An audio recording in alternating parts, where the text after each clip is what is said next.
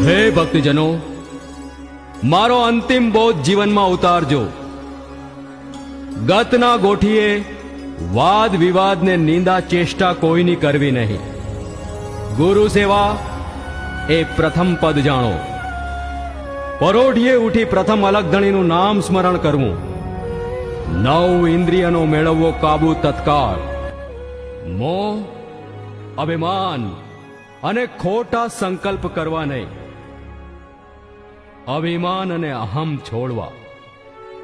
વાણી વધતા હંમેશા વિચાર કરવો. શ્રદ્ધા રાખજો, હું છું સૌનો અંતર્યામી અને હું છું ભક્ત રક્ષણહાર. માતા પિતાશ્રી, તમે કોઈ ન કહેવાથી કે મોહવશ થઈ મારી સમાધિ ફરી ખોદાવતા નહીં.